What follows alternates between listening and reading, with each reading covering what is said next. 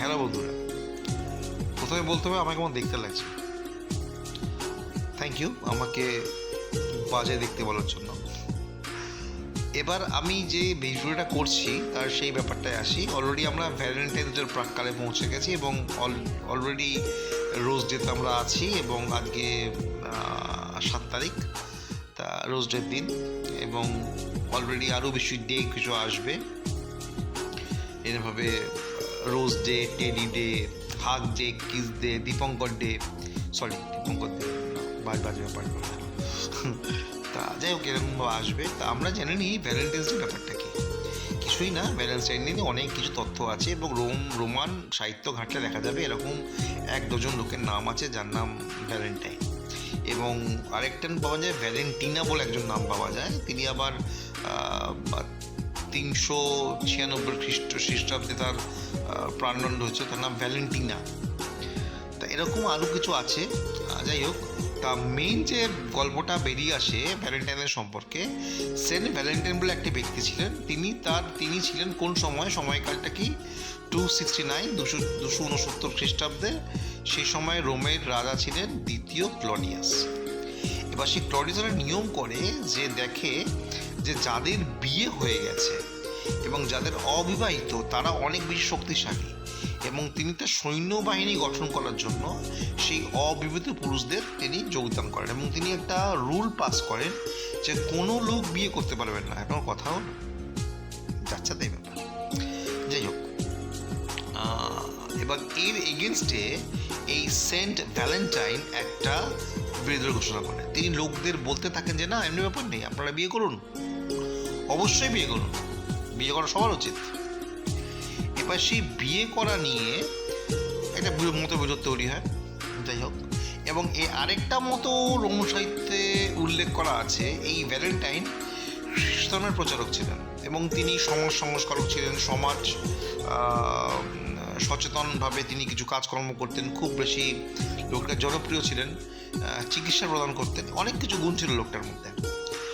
তা সেই ব্যাপার একটা ছিল। তো এই দুটো কারণে এই জনপ্রিয়তা আর এই যে তার এই বিবাহিত অবিবাহিত বিরোধিতার মধ্যে তার ক্লডিয়াস কী করে, এই লোকটাকে জেলের মধ্যে আটকে দেয়। এইবার যখন জেলে যায়, এই জেলরক্ষীর যে মেয়ে সেও জেলে ছিলেন, সে ছিল অন্ধ। এবার সেই অন্ধ মেয়েকে সে কোনো রকম প্রকারে মেডিসিনের মাধ্যমে হোক বা ভগবানের কাছে তার প্রে করে হোক, সে তার দৃষ্টিশক্তি ফিরিয়ে আনে এবং পরবর্তী সময়ে এই মেয়ের সাথেই তার একটা বেশ সুসম্পর্ক গড়ে ওঠে এবং বিয়ের প্রস্তাব দেয় তাকে। তা এই হচ্ছে টোটাল ব্যাপারটা আর কি।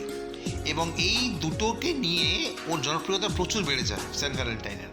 এবং সেই ভ্যালেন্টাইনকে এই ক্লডিয়াস, দ্বিতীয় ক্লডিয়াস মৃত্যুদণ্ড ঘোষণা করেন এবং তার শিরচ্ছেদ করে তাকে হত্যা করেন। সালটা 269, দিন হচ্ছে 14 ফেব্রুয়ারি। তা বেসিক্যালি 14 ফেব্রুয়ারি একজনের মৃত্যু দিবস, সেটাকে আমরা উদযাপন করি অ্যাজ ভালোবাসার দিন হিসাবে। কেন করি সেটা প্রশ্ন।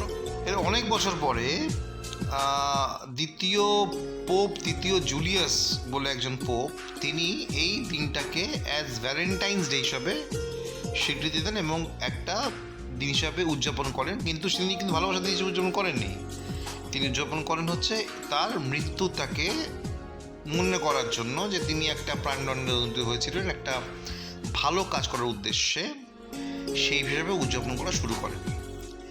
এরপরে অনেক বছর পরে মধ্যযুগীয় কবি জিওফ্রে চসার তার কবিতার মধ্যে এই ভ্যালেন্টাইনের যে তথ্যগুলো, যে গল্পগুলো তিনি সুন্দরভাবে বর্ণিত করেন এবং তার একটা আঙ্গিক আসে প্রেমিক বা ভালোবাসার আঙ্গিকে।